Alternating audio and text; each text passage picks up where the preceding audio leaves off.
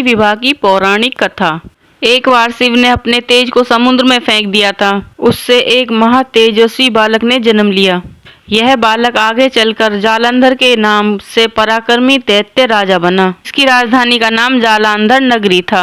दैत्यराज कालनेमी की कन्या वृंदा का विवाह जालंधर से हुआ। जालंधर महाराक्षस था।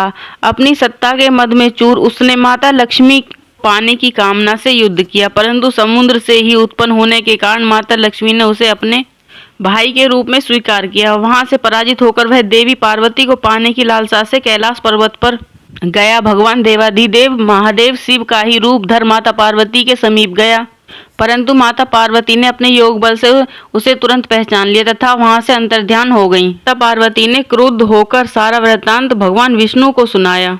जालंधर की पत्नी वृंदा अत्यंत पतिव्रता स्त्री थी। स्त्री के पतिव्रत धर्म की शक्ति से जालंधर न तो मारा जाता था और न ही पराजित होता था। इसीलिए जालंधर का नाश करने के लिए वृंदा के लिए पतिव्रत धर्म को भंग करना बहुत आवश्यक था। इसी कारण भगवान विष्णु ऋषि का वेश धारण कर वन में जा पहुंचे, जहां वृंदा अकेली भ्रमण कर रही थी।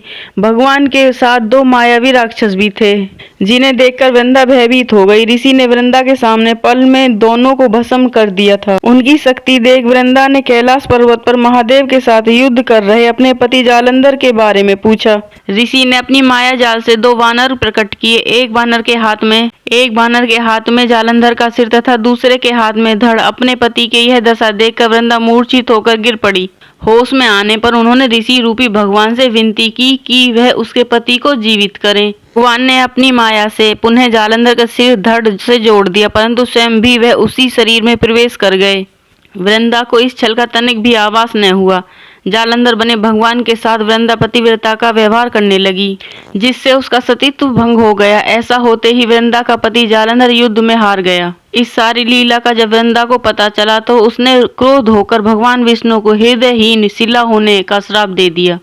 अपने भक्त के श्राप को भगवान विष्णु ने स्वीकार किया और शालिग्राम पत्थर बन गए। सृष्टि के पालनकर्ता के पत्थर बन जाने से ब्रह्मांड में असंतुलन की स्थिति हो गई।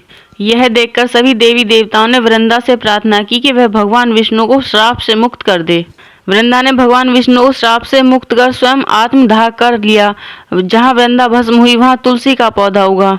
भगवान विष्णु ने वृंदा से कहा, हे वृंदा, तुम अपने सतीत्व के कारण मुझे लक्ष्मी से भी अधिक प्रिय हो गई। अब तुम तुलसी के रूप में सदा मेरे साथ रहोगी। तभी से हर साल के कार्तिक महीने के देव उठावनी एकादशी के दिन तुलसी विवाह के रूप में मनाया जाता है।